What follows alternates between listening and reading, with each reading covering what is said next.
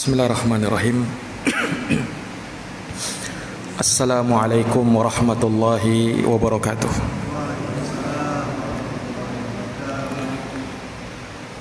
Alhamdulillah. Alhamdulillahi rabbil alamin.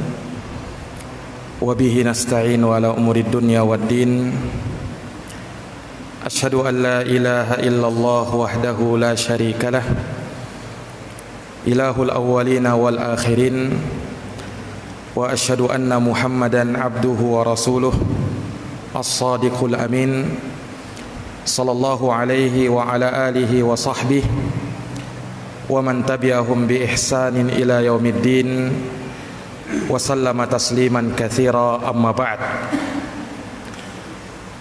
Ma'asyaral muslimin wal muslimat, hadirin wal hadirat, Bapak Ibu, saudara-saudari jamaah Masjid Al-Kautsar yang dirahmati dan dimuliakan oleh Allah Subhanahu wa taala.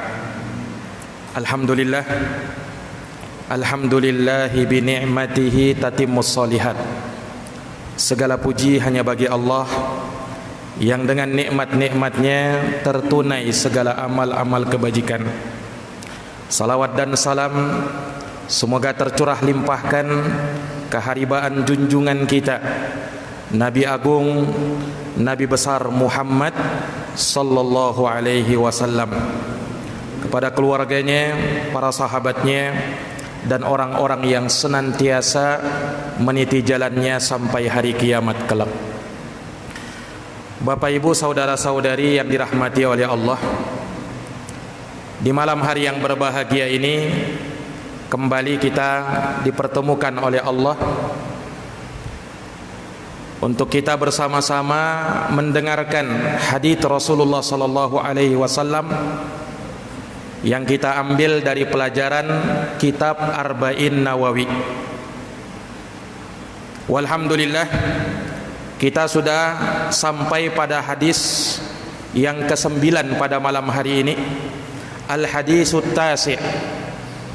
Kata Imam An-Nawawi rahimahullah, an Abi Hurairah Abdurrahman ibn Sakhar yuhadditsu annahu sami'a Rasulullah sallallahu alaihi wasallam yaqul ma nahaitukum anhu fajtanibuh wa ma amartukum bih fa'tu minhu mastata'tum fa innama ahlakal ladina min qablikum kathratu masailihim wa ikhtilafuhum ala anbiya'ihim.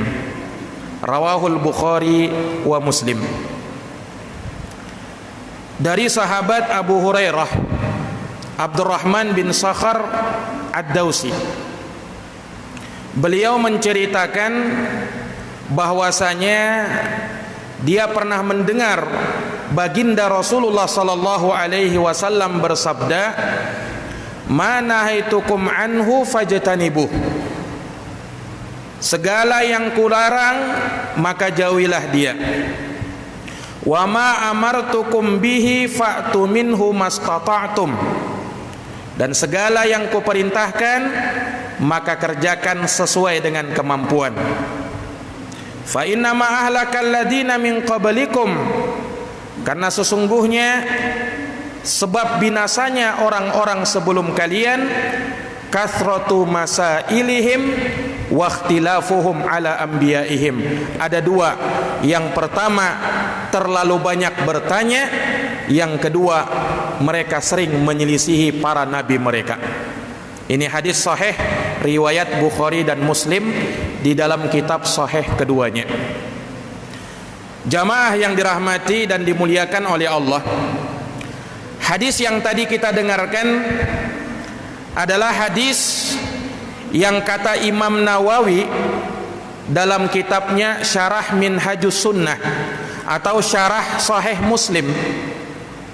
Beliau mengatakan al-haditsu min qawaidil Islam. Hadis ini termasuk dari kaidah-kaidah di dalam agama Islam. Yang namanya kaidah berarti dia pokok. yang dari kaidah tersebut diambil hukum-hukum yang sangat banyak. Dan salah seorang imam ahli hadis yang bernama Imam Abu Daud As-Sijistani, pengarang kitab Sunan Abi Daud, beliau mengatakan bahwasanya al-fiqhu yaduru ala khamsati ahadits. Fikih itu berputar pada 5 hadis. Yang pertama, al-halalu bayyin wal haramu bayyin. Ini yang sudah kita bahas. Yang halal itu jelas, yang haram itu jelas. Yang kedua, la darar wala dirar. Tidak ada bahaya dan tidak boleh memberikan mara bahaya. Yang ketiga, innamal a'malu binniyat. Amalan itu tergantung oleh niatnya. Yang keempat, ad-dinun nasihah. Agama adalah nasihat. Dan kelima, hadis yang barusan kita dengarkan. Maka ini menunjukkan bahwa pokok fikih juga terkumpul di dalam hadis ini. Maka dia luar biasa. Dan memang secara umum, Pak, Imam Nawawi mengumpulkan 42 hadis ini memang merupakan hadis-hadis pokok. Makanya disyarah dan dijabarkan para ulama, dikupas hukum-hukumnya sehingga menghasilkan faedah-faedah, petikan-petikan hukum yang sangat banyak. Ini para jamaah sekalian. Nah, hadis yang mulia ini diterima dari sahabat yang dikenal dengan nama Abu Hurairah. Sahabat mulia ini berasal dari negeri Yaman, Pak. Dulu Abu Hurairah itu namanya Abdus Syams. Abdus Syams. Abdun artinya hamba, Asyams artinya matahari. Abdus Syams, hambanya matahari. Ini dulunya nama Abu Hurairah sebelum beliau masuk Islam di masa jahiliyah. Ketika dia mendengar Rasulullah sallallahu alaihi wasallam diutus pada tahun ke-7 Hijriah, dia pergi ke Madinah, bersyahadat di hadapan Nabi, masuk Islam. Kemudian Nabi merubah namanya Abu Hurairah yang tadinya Abdus Syams diganti dengan Abdurrahman. Bapaknya namanya Sakhar dari suku Daus, maka namanya Abdurrahman bin Sakhar Ad-Dausi Al-Yamani, karena dia dari negeri Yaman. Daus itu salah satu suku di negeri Yaman, ada namanya suku Daus. Nah, kenapa beliau bernama atau berjulukan dengan Abu Hurairah? Disebutkan dalam kisah bahwasanya Abu Hurairah ini beliau sangat suka dengan kucing, Pak. Dalam bahasa Arab kucing itu artinya hirrah. Nah, karena dia suka dengan kucing, dipanggillah Abu Hurairah. Karena dia suka dengan kucing. Ini sahabat yang mulia ini. Sahabat Abu Hurairah, beliau masuk Islam pada tanggal 7 Hijriah, sehingga bersahabat dengan Nabi tidak begitu lama. Nabi kan meninggal pada tahun berapa, Pak? Pada tahun 11 Hijriah. Berarti Abu Hurairah bersahabat dengan Nabi kira-kira 3 sampai 4 tahun saja. Masa sahabatnya Abu Hurairah. Tapi bersamaan dengan itu, Abu Hurairah dikenal dengan ahfadzus sahabah, sahabat yang paling banyak meriwayatkan hadis dari Nabi sallallahu alaihi wasallam. Disebutkan oleh para ulama, Abu Hurairah meriwayatkan hadis Nabi sekitar 5.374 hadis. Itu yang diriwayatkan oleh sahabat Abu Hurairah. Makanya tidak asing nama ini ketika kita membaca hadis Nabi, an Abi Hurairah, dari Abu Hurairah. Kita kan banyak kenal kunyahnya saja, Pak. Nama beliau adalah Abdurrahman, bapaknya Sakhar, Abdurrahman bin Sakhar Ad-Dausi. Itu yang dirajihkan oleh Imam An-Nawawi rahimahullahu ta'ala. Nah, dari sekian banyak hadis yang beliau riwayatkan adalah hadis yang tadi kita bacakan. di mana beliau mendengar Rasulullah bersabda, "Ma nahaitukum anhu fajtanibu." Segala yang kularang maka jauhilah dia, kata Nabi. Segala yang kularang tinggalkan dia, jauhi dia, jangan kalian dekat-dekat kepadanya. Ini dilarang oleh Nabi sallallahu alaihi wasallam. Jadi kalau ada hadis di situ ada larangan dari Nabi, maka wajib kita menjauhinya. Karena ulama ahli usul mengatakan an-nahyu yaqtadi tahrim. Larangan dalam hukum syariat memberikan konsekuensi keharaman. Kalau dilarang berarti hukumnya haram. Ini para jamaah sekalian. Dan sangat banyak memang kita temukan hadis-hadis itu di dalamnya disebutkan naha Rasulullah sallallahu alaihi wasallam. Ya, kita berikan contoh misalnya hadis riwayat Bukhari Muslim, disebutkan naha Rasulullah sallallahu alaihi wasallam an salataini ba'dal fajri hatta tatlu asy-syamsi wa ba'dal asri hatta taghrub asy-syamsi. Nabi melarang dari mengerjakan dua solat. Yang pertama sesudah solat subuh sampai terbitnya matahari, dan yang kedua setelah solat asar sampai terbenamnya matahari. Makanya tidak ada ba'diyah fajar, ba'diyah subuh, dan tidak ada ba'diyah asar. Kenapa? Dilarang sama Nabi. Kenapa dilarang? Nah, larangan ini lebih kuat lagi ketika matahari itu sudah mau terbenam atau ketika matahari mau terbit. Disebutkan dalam hadits yang sahih bahwa syaitan, kata Nabi, ketika matahari mau terbit dan mau terbenam, dia memasang tanduknya tepat ketika matahari mau terbit dan mau terbenam. Nah, pada saat itu para penyembah matahari sedang beribadah kepada matahari. Pada hakikatnya dia sedang sujud kepada setan. Ini para jamaah sekalian yang dirahmati oleh Allah. Maka Nabi SAW melarang, tidak boleh sholat dari semenjak setelah selesai sholat subuh sampai terbitnya matahari baru boleh sholat, dan tidak boleh sholat setelah asar sampai terbenamnya matahari. Kalau sudah terbenam masuk waktu maghrib, di situ disyariatkan kita sholat. Ini para jamaah sekalian yang dirahmati dan dimuliakan oleh Allah. Juga ada hadis yang di dalamnya berisi naha Rasulullah. Juga diriwayatkan Bukhari Muslim, Nabi bersabda, naha Rasulullah sallallahu alaihi wasallam yauma Khaybar an luhumil humril ahliyah wa rakhasa fil khayli. Disebutkan dalam hadis ini Rasulullah SAW melarang pada hari Khaybar, maksudnya pada perang Khaybar. Apa yang dilarang sama Nabi? Makan daging keledai peliharaan. Dan Nabi memberikan rukhsah boleh makan kuda. Ini juga hadisnya sahih riwayat Bukhari Muslim.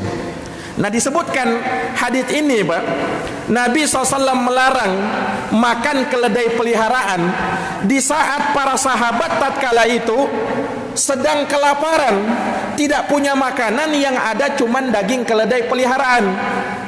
Mereka masak itu keledai peliharaan dalam keadaan lapar-laparnya ini, dan dalam kondisi mau perang.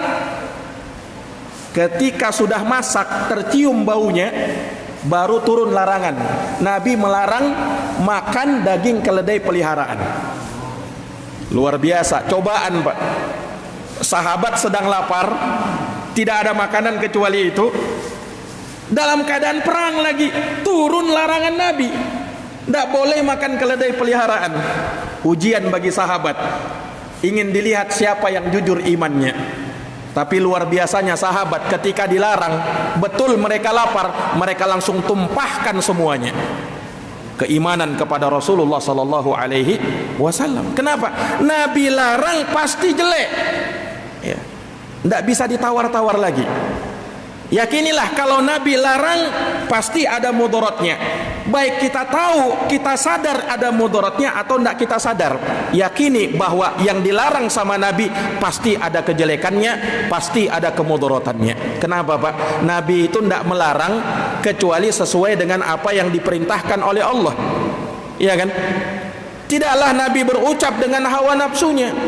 Sehingga ketika Nabi melarang, Nabi memerintah, wajib ditaati, wajib ditinggalkan segala larangan Nabi. Kenapa? Dengannya kita beribadah kepada Allah Subhanahu wa taala. Ini para jamaah sekalian. Ini beberapa hadis. Juga ada hadis Nabi sallallahu alaihi wasallam seperti dalam riwayat Imam Bukhari. Nabi atau disebutkan oleh sahabat, naha Rasulullah sallallahu alaihi wasallam an bai'il hasah wa an bai'il gharar. Ini dalam muamalah. Nabi melarang dari jual beli dengan cara lempar batu dan jual beli dengan cara gharar. Untung-untungan, spekulasi. Nah, bagaimana itu? Ada sebagian orang jual beli dengan model seperti ini. Nabi sudah larang anil hasah, jual beli dengan lempar batu. Nah, dicontohkan oleh para ulama seperti kalau ada orang mau beli tanah. Jadi kalau dia beli tanah, ya, saya jual tanah ini dengan harga 100 juta misalnya. Berapa yang saya dapat? Berapa kali berapa? Ambil batu. Kemudian lempar. Nah, sejauh lemparanmu itulah batas tanahmu. Nah, inilah namanya spekulasi nih, untung-untungan ya kan. Kalau kuat lemparannya, banyak dia dapat, luas tanahnya. Tapi kalau lemah dia lemparannya, ya, maka sampai di situ saja batas tanahnya. Ini dilarang sama Nabi. Kenapa? Ya, karena ghararnya, ketidakjelasan.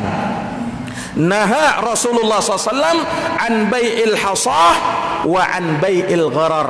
Nabi melarang dari jual beli dengan melempar batu, dan juga Nabi melarang jual beli dengan cara gharar. Kalau yang sekarang ini misalnya seperti ada orang melempar, ya, melempar gelang misalnya, di situ ada barang-barang, kita lempar, kalau misalnya kena itu di situ barang, ada yang harganya 10.000, ada yang harganya 50.000, ada yang harganya 100.000. Kalau kita lempar kena yang 100.000, untung kita, karena kita beli mungkin harganya cuma 10.000. Tapi kalau yang kena 10.000, ya kembali modal. Kalau yang tidak kena malah atau mungkin kena yang lebih murah, rugi dia. Nah, ini dilarang oleh Nabi. Kenapa? Nah, karena gharar, ketidakjelasan. Sama seperti perjudian. Dilarang sama Nabi SAW. Nabi melarang, sekali lagi pasti ada mudaratnya dan pasti ada darar padanya. Ma nahaitukum anhu fajtanibuh. Apa yang aku larang kalian darinya, tinggalkan dia, jauhi dia. Kemudian apa setelahnya? Wa ma amartukum bihi. Dan apa yang aku perintahkan kalian, fa'tu minhu mastata'tum. Maka kerjakanlah sesuai kemampuan. Nah, di sini Nabi mendahulukan, tinggalkan dulu larangan, baru kerjakan perintah. Kenapa? Iya, kata para ulama, karena ada orang solat mudah dia mengerjakan solat, zakat bisa dia tunaikan, puasa bisa dia jalankan, tapi meninggalkan yang haram berat dia. Berat dia. Ibadah, tapi maksiat jalan terus. Istilahnya STMJ. Solat terus tapi maksiat tetap jalan. Ini para jamaah sekalian yang dirahmati oleh Allah. Makanya Nabi dahulukan, ma nahaitukum anhu fajtanibuh wa ma amartukum bihi fa'tu minhu mastata'tum. Dan apa yang aku perintahkan, maka kerjakan sesuai kemampuan. Nah, ini jangan bermain filsafat di sini. Ada orang berdalil dengan hadits ini, kan perintah itu sesuai kemampuan. Ustadz, saya mampunya sholat maghrib aja. Sholat isya saya tidak mampu, sholat subuh tidak mampu. Tidak apa-apa, ditinggalkan. Kenapa? Ini hadis. Ma amartukum bihi fa'tu minhu mastata'tum. Yang kuperintahkan kepada kalian kerjakan sesuai kemampuan, kan kata Nabi. Ya saya mampunya cuman sholat maghrib saja Ustaz. Apakah diterima yang seperti ini? Ini bermain filsafat namanya, tidak boleh. Ya. Lihat keterangan para ulama. Bukan artinya apa yang kau perintahkan kerjakan sesuai kemampuan, sesuai dengan hawa nafsu kita. Bukan. Tapi kerjakan sesuai kemampuan, yakni dengan apa yang telah ditetapkan dalam hukum syariat. Ketika dia meninggalkan, bukan karena dia tidak mampu, tapi karena dia lebih mengikuti dan memperturutkan hawa nafsunya. Allah mewajibkan kepada kita sholat 5 waktu, bukan Allah tidak tahu kita tidak mampu. Allah tahu kita mampu. Kalau ada yang bilang tidak mampu karena ikut hawa nafsunya saja. Kenapa Pak? Allah itu kan maha adil. Allah itu maha tahu. Allah tidak mungkin membebani kita kecuali sesuai dengan kemampuan kita. Makanya dalam Quran Allah berfirman, la yukallifullahu nafsan illa wus'aha. Allah tidak membebani seseorang kecuali sesuai dengan kemampuannya. Fattaqullaha mastata'tum. Bertakwalah kepada Allah sesuai kemampuanmu. Ini para jamaah sekalian yang dirahmati oleh Allah. Jadi larangan tinggalkan, perintah jalankan. Betapa banyak hadits Rasulullah SAW berisi perintah. Amara Rasulullah SAW bis sodaqah. Rasulullah memerintahkan untuk bersodakoh. Hadisnya Rasulullah SAW, riwayat Bukhari. Ini para jamaah sekalian yang dirahmati dan dimuliakan oleh Allah Subhanahu wa Ta'ala. Dan Rasulullah SAW ketika memerintah, perintah di dalam syariat pada dasarnya wajib dijalankan. Kapan kita tinggalkan, maka berdosa. Walaupun ulama menegaskan perintah itu kadang diperhadapkan baik dalam ibadah, baik dalam muamalah, atau dalam perkara-perkara yang sifatnya adab. Ada rincian-rinciannya dalam para ulama ahli fiqih. Ada yang mengatakan kalau perintah dan larangan diperhadapkan dalam ibadah, segala yang diperintahkan Nabi hukumnya wajib, yang dilarang oleh Nabi hukumnya haram. Kalau dalam masalah adab, kalau diperintah oleh Nabi maka hukumnya mustahab, sunnah. Kalau dilarang sama Nabi maka hukumnya makruh. Hukumnya makruh. Kecuali kalau ada dalil yang menegaskannya, dalil yang menunjukkan keharamannya. Misalnya makan dan minum. Kita diperintahkan di dalam Islam makan dengan tangan kanan, minum dengan tangan kiri. Apa minum dengan tangan kanan? Siapa yang makan dengan tangan kiri, minum dengan tangan kiri, hukumnya haram. Kenapa? Disebutkan di dalam hadis. Kata Rasulullah sallallahu alaihi wasallam, la ta'kulu bishimal wa la tashrabu bishimal fa inna syaitana ya'kulu wa yashrabu bishimal. Janganlah kalian makan dengan tangan kiri dan jangan minum dengan tangan kiri. Sebab kenapa? Setan makan dan minum dengan tangan kiri. Makanya kalau kita ambil minuman dengan tangan kiri, mirip dengan apa? Mirip dengan setan. Tasyabbuh dengan setan haram hukumnya, tidak boleh. Ini para jamaah sekalian yang dirahmati dan dimuliakan oleh Allah Subhanahu wa Ta'ala. Jadi ini hadis kalau kita lihat ternyata selaras dengan firman Allah dalam surat Al-Hasyr ayat yang ke-7. Allah mengatakan, wa ma atakumur rasulu fakhuduhu wa ma nahakum anhu fantahu. Segala yang aku datangkan kepada kalian, segala yang diperintahkan oleh Rasul, yang Rasul datang membawanya, maka ambil dia. Dan segala yang beliau larang, maka tinggalkan dia. Mirip kan?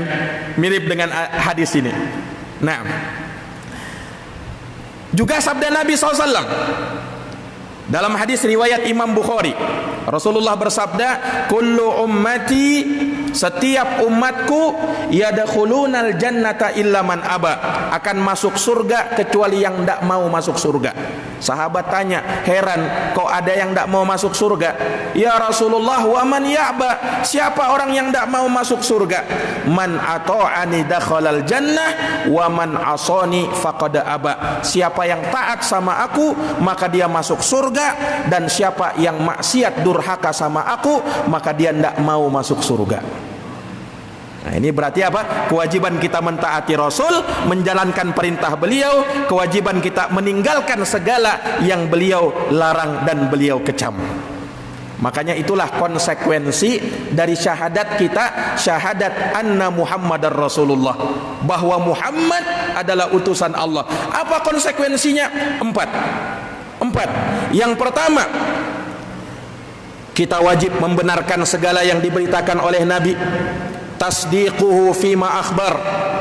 Yang kedua, wajtinabu manaha anhu wa zajar, menjauhi segala yang beliau larang dan beliau kecam.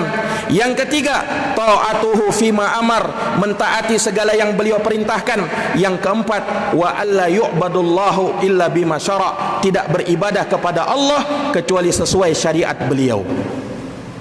Masuk dalam konsekuensi syahadat kita, Muhammadar Rasulullah, Muhammad adalah utusan Allah subhanahu wa ta'ala. Jamaah yang dirahmati dan dimuliakan oleh Allah, di dalam hadis yang mulia ini ada tambahan faidah. Perhatikan ketika Nabi menyebut, apa yang kularang tinggalkan, jauhi dia, dan apa yang kuperintahkan kerjakan, dikaitkan mastata'tum, sesuai kemampuanmu. Jadi kalau perintah sesuai kemampuan, kalau larangan Nabi tidak sebut sesuai kemampuan. Kenapa? Karena kalau larangan tinggalkan dia. Syariat tahu kalau larangan mudah ditinggalkan, harus ditinggalkan, dan mampu kita untuk meninggalkan. Tapi kalau perintah dalam syariat diberikan rukhsah. Karena apa? Allah tahu kadang kita tidak diberikan kemampuan. Makanya kalau sholat, Pak, kalau sholat tidak mampu berdiri, boleh duduk ketika sakit, ya kan? Tidak mampu duduk, sholat dalam keadaan berbaring. Ada rukhsah, ada keringanan. Ketika mau taharah, iya, sementara kaki tangan kita diperban, tidak masalah, cuman diusap. Tidak mampu juga kena air, tidak masalah dengan tayamum. Sholat dengan taharahnya dengan tayamum. Ustadz, rasa-rasanya kalau saya tayamum, rasa-rasanya kurang sah sholat saya ini, Ustadz. Agama itu tidak pakai rasa-rasa. Syariat sudah mengatakan kalau misalnya tidak mampu wudu, boleh tayamum, sah kalau dia kerjakan sholatnya. Jangan pakai perasaan, itu agama. Pakai dalil. Dalil mengatakan, Quran mengatakan, hadis mengatakan boleh, maka kita bolehkan. Tapi kalau yang dilarangnya, maka tidak boleh kita kerjakan. Ini para jamaah sekalian yang dirahmati oleh Allah. Maka dari sinilah kemudahan syariat Islam itu, ya kan? Kenapa? Perintah itu selalu dikaitkan dengan mastata'tum, sesuai kemampuan. Apapun itu, sholat demikian juga. Tapi jangan ikuti hawa nafsu seperti tadi, ya. Saya cuman mampunya sholat maghrib saja, Ustadz, sehingga boleh ndak saya ninggalin sholat isya, sholat subuh? Oh, ndak boleh. Ketika kamu tinggalkan, kamu sebenarnya mengikuti hawa nafsu, bukan ndak mampu. Ini para jamaah sekalian yang dirahmati oleh Allah. Tapi ndak mampu itu memang betul-betul, ya, ketika kondisi yang tidak memungkinkan, tapi wajib tetap sholat. Tapi diringankan. Safar, yang tadinya sholat kita 4 rakaat boleh diringkas jadi 2 rakaat. Yang tadinya zuhur kita kerjakan di waktunya, asar kita kerjakan di waktunya, boleh dijamak, entah jamak takdim, entah jamak takhir, boleh. Tapi sholat tetap wajib, ya kan? Bayar zakat sesuai kemampuan, ya kan? Tidak mampu karena belum cukup nisab, Allah tidak wajibkan. Puasa begitu juga. Orang tua renta tidak mampu lagi puasa, digugurkan, cukup bayar fidyah. Haji, walillahi 'alan nasi hajjul bait man istata'ta ilaihi sabila. Allah wajibkan bagi kalian ibadah haji bagi yang mampu. Kalau tidak mampu, Allah tidak berikan beban. Ya kan? Kalau Allah Subhanahu wa taala wajibkan harus dikerjakan, ya, tanpa ada kaitnya mastata'tum, wah berdosa kita, berdosa semua yang tidak mampu, ya kan? Subhanallah. Makanya Pak, terkait dengan hadis ini sebenarnya ada sabab urutnya. Diceritakan di dalam hadis, ya, ketika Nabi sallallahu alaihi wasallam menerangkan tentang kewajiban haji. Kata Nabi, ya ayyuhan nas, innallaha kataba alaikumul hajj fahujju. Wahai manusia, kata Nabi, Allah telah wajibkan bagi kalian untuk haji, maka berhajilah kalian. Nabi bersabda seperti itu. Ada salah seorang bertanya, afi kulli amin ya Rasulullah, ya Rasul, haji itu wajib tiap tahun enggak? Ini pertanyaannya. Haji itu wajib tiap tahun enggak ya Rasul? Rasul enggak jawab. Rasul berpaling, enggak mau jawab. Tanya lagi ini orang, ya Rasul, haji itu wajib tiap tahun? Rasul enggak jawab lagi. Tanya lagi dia sampai 3 kali, Rasul enggak jawab. Kemudian Rasulullah mengatakan, lau qultu na'am la wajabat wala mastata'tum. Kalau saya katakan iya, niscaya akan wajib dan kalian tidak mampu. Nabi SAW, kata Nabi apa? Biarkan saya, jangan kalian tanya-tanya sesuatu yang tidak diwajibkan, tidak usah ditanya. Kenapa? Kalau saya katakan wajib, kalian tidak mampu, kalian berdosa. Subhanallah, ini menunjukkan apa? Syafaqahnya Nabi SAW, betul-betul rahmat sangat dengan umat ini.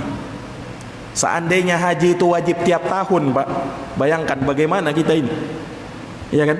Tapi syariat hanya mewajibkan haji itu 1 kali, setelahnya boleh, tapi tidak wajib lagi. Ini para jamaah sekalian yang dirahmati oleh Allah. Nah, maka Nabi mengatakan, ya, daruni ma taraktukum fa inna ma halaka man kana qablakum bisu'alihim wa ikhtilafihim ala anbiya'ihim. Hati-hati kalian, karena sebab binasanya orang sebelum kalian ini terlalu banyak tanya-tanya dan mereka selalu menyelisihi nabi mereka. Itu sebab binasanya mereka. Ini para jamaah. Jamaah sekalian yang dirahmati dan dimuliakan oleh Allah Subhanahu wa taala. Jadi Rasulullah sallallahu alaihi wasallam ketika menyebutkan 2 ini, manahaitukum anhu fajtanibuh, yang kularang jauhi dia.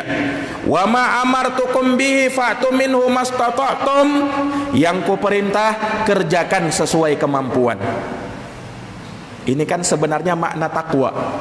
Ya kan? Takwa itu apa? Fi'lul awamir wajtinabun nawahi. Takwa itu mengerjakan perintah, meninggalkan larangan. Itulah takwa kepada Allah. Nah, makanya luar biasa takwa itu. Ya. Dengan ketakwaan kepada Allah Subhanahu wa taala, kita akan mendapatkan kehidupan yang sebenar-benarnya kehidupan. Tenang rasanya jiwa ini ketika menjalankan perintah Allah, ketika meninggalkan larangan-larangan Allah. Coba kalau kita langgar perintah Allah, coba kita langgar larangan-larangan Allah, larangan-larangan Rasulullah, hati yang beriman tidak akan pernah merasa tenang. Makanya kalau orang yang sudah sholat, dia tinggalkan sholat, betul-betul dia tidak akan tenang hidupnya. Ya kan? Ini para jamaah sekalian, kenapa? Iman sudah ada, iman sudah menancap dalam jiwa. Ketika melakukan perkara yang melanggar syariat, ketenangan tidak akan didapatkan. Ini para jamaah sekalian. Kemudian Nabi SAW menyebutkan, setelah mengatakan segala yang kuperintahkan kerjakan sesuai kemampuan, fa innama, karena sesungguhnya ahlakal ladina min qablikum, yang menyebabkan binasanya umat sebelum kalian ada 2. Apa itu?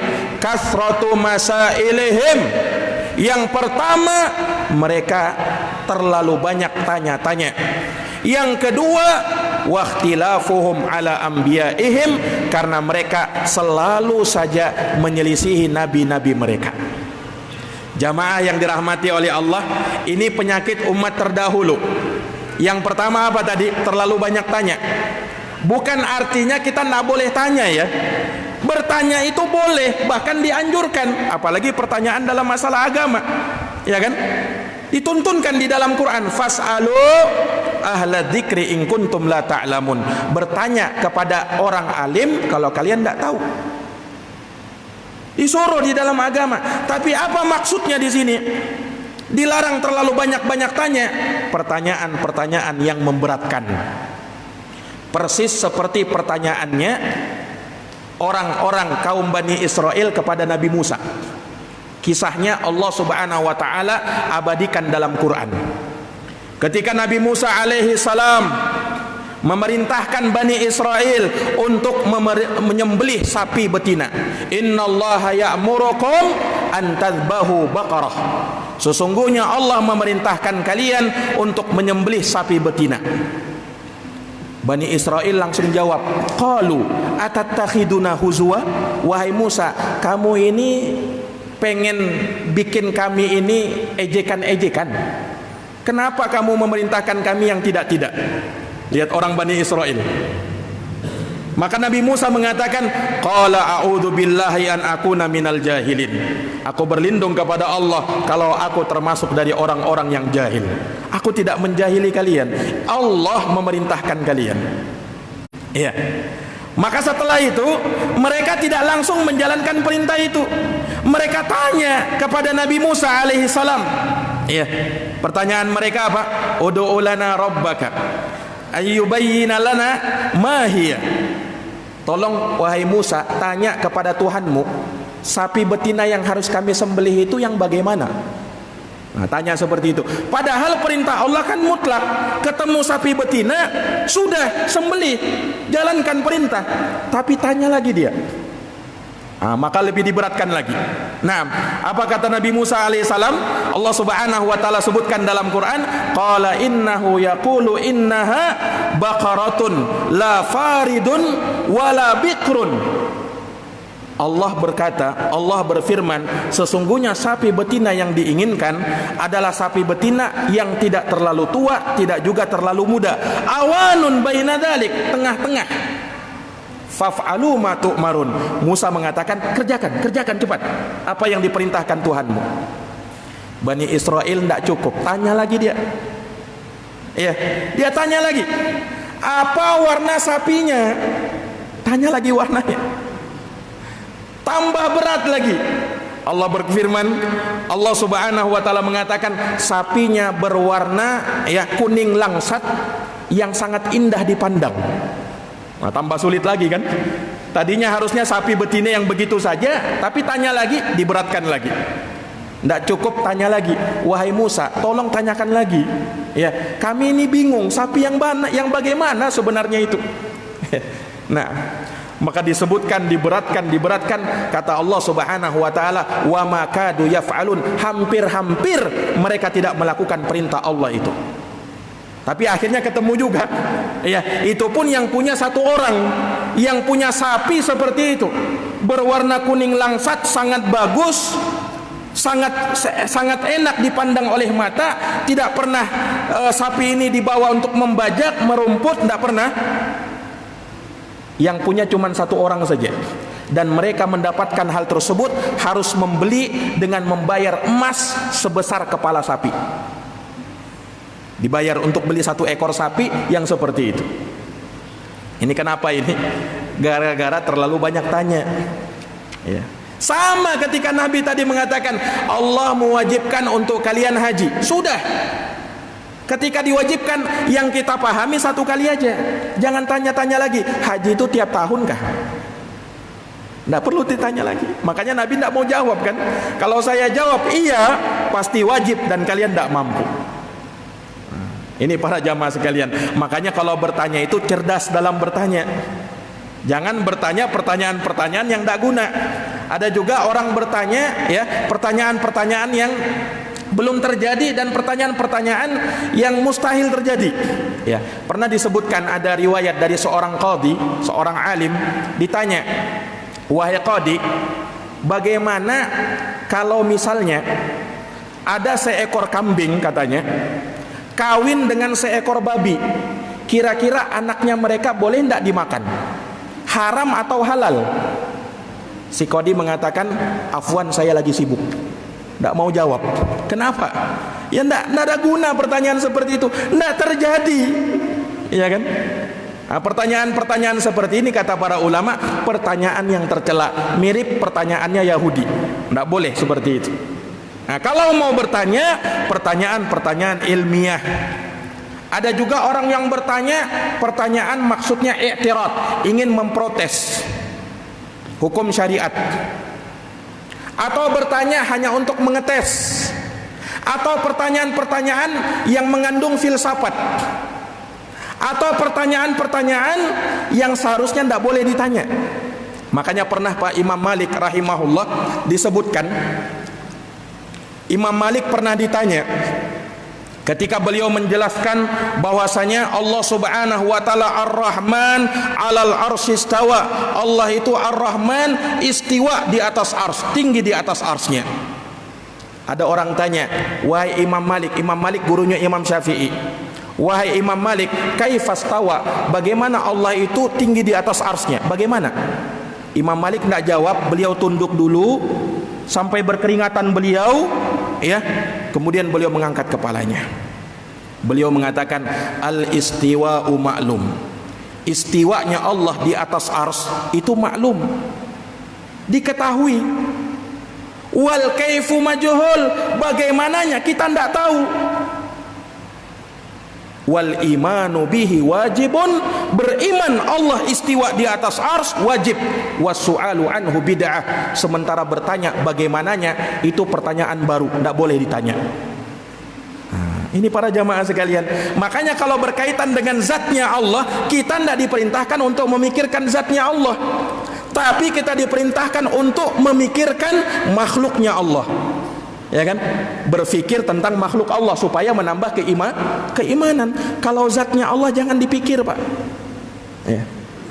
Ada juga orang-orang bertanya begini, pertanyaan filsafat, mampu ndak Allah menciptakan sesuatu yang lebih besar daripada dia? Nah, ini pertanyaan filsafat yang seperti ini.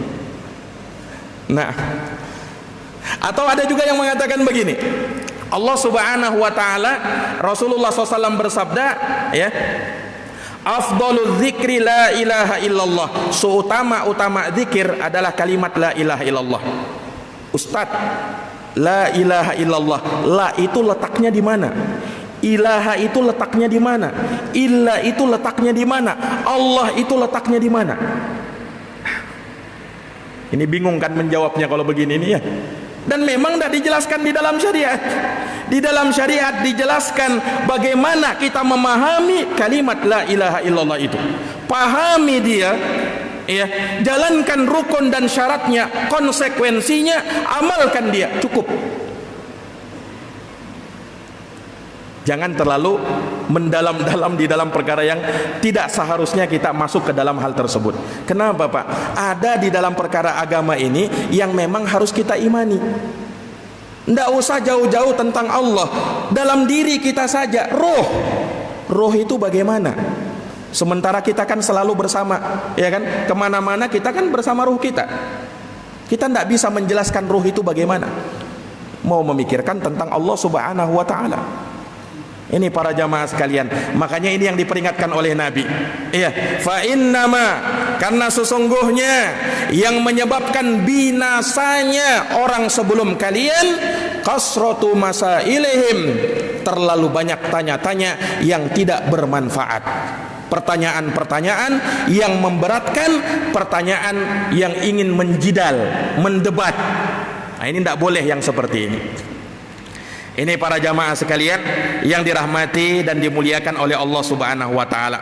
Kemudian yang kedua, waqtilafuhum ala anbiyaihim. Yang kedua, karena mereka selalu menyelisihi nabi-nabi mereka, membuat perselisihan. Mereka bertanya, tapi mereka maksudnya tidak ingin mengikuti, bahkan ingin menyelisihi. Nah, ini para jamaah, ini yang seperti ini tidak boleh. Nah, ketika kita berani menyelisihi nabi kita, menyelisihi syariat yang Allah Subhanahu wa taala tuntunkan, maka tunggu saja azab Allah Subhanahu wa taala menimpa. Pernah dikisahkan, Pak, ada seorang di masa Nabi SAW makan dengan tangan kiri. Kan sudah dilarang tadi dalam syariat, tidak boleh makan dengan tangan kiri.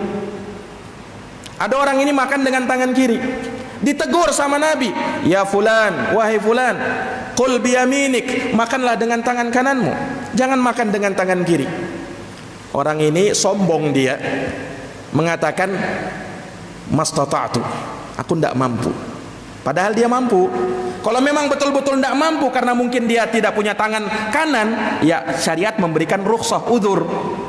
Ini sebenarnya dia mampu tapi sombong saja. Dia mengatakan mastata'tu, aku tidak mampu. Apa kata Rasul? Wala mastata'ta, kalau begitu kamu tidak akan pernah mampu. Nabi ucapkan seperti itu. Seketika itu juga orang itu tidak mampu mengangkat tangan kanannya. Berani-berani menyelisih syariat Rasulullah sallallahu alaihi wasallam. Para jamaah sekalian yang dirahmati oleh Allah, bahaya orang-orang yang menyelisihi syariat Allah, tuntunan Rasulullah. Ya, jangankan di masa kita, di masa sahabat pernah disebutkan, Pak, dalam sejarah peperangan ada dua perang yang di situ kaum muslimin mengalami kekalahan, perang Uhud dan perang Hunain. Perang Uhud disebutkan di awal-awal peperangan kaum muslimin menang, tapi di akhir-akhir peperangan, ya, Khalid bin Walid yang ketika itu masih kafir memimpin dan menyerang dari belakang, sehingga banyak sekitar 70 orang sahabat terbunuh ketika itu di perang Uhud. Kenapa sampai terjadi kekalahan padahal sudah dijanjikan kemenangan? Disebutkan di dalam sejarah, semua yang menyebutkan sejarah tentang perang Uhud pasti menyebutkan kisah ini, bahwasanya para sahabat dulu ketika perang Uhud, Nabi kan sallallahu alaihi wasallam sudah perintahkan mereka di barisan mereka masing-masing. Ada yang di bawah, ada yang di bukit kaki Uhud, untuk barisan mereka-mereka yang memanah. Nabi pesan, kalian jangan tinggalkan bukit ini, apapun yang terjadi jangan kalian tinggalkan, kata Nabi. Perintah dari Nabi. Ketika terjadi perang, ya, para sahabat lihat, oh sudah terlihat kemenangan, ada harta ghanimah. Ini sahabat yang ada di kaki gunung Uhud, pasukan pemanah tadi, ya, tidak sabar melihat ada kemenangan. Oh, ini kemenangan ini, tidak perlu lagi kita di sini, turun saja. Ketika itu sahabat yang lain memerintahkan, tidak boleh, kalian perintah Nabi tetap di sini apapun yang terjadi. Sebagian yang lain mengatakan, oh enggak, kita turun saja, kan sudah menang. Nah, menyelisihi, akhirnya banyak yang turun. Ya, pada akhirnya Khalid bin Walid yang ketika itu masih kafir, ya, masih musyrik. Pada akhirnya kan Khalid bin Walid masuk Islam. Beliau menyerang dari belakang. Khalid bin Walid ini memang orang yang ahli dalam perang, punya strategi perang. Dia serang dari belakang dan terbunuh kaum muslimin, 70 orang sahabat mati ketika itu. Subhanallah. Kenapa, Pak? Sebabnya karena penyelisihan kepada Rasulullah sallallahu alaihi wasallam. Para jamaah sekalian yang dirahmati oleh Allah, demikian kajian kita pada malam hari ini, sudah masuk waktu Isya. Naam, semoga apa yang kami sampaikan, apa yang kita dengarkan di malam hari ini bermanfaat bagi kita semuanya dan bisa menambah ilmu, menambah keimanan, menambah ketakwaan kepada Allah Subhanahu wa taala. Kurang dan lebihnya mohon dimaafkan. Adanallahu wa iyyakum ajma'in. Subhanakallahumma wa bihamdika asyhadu an la ilaha illa anta astaghfiruka wa atubu ilaik. Walhamdulillahi rabbil alamin. Wassalamu alaikum warahmatullahi wabarakatuh.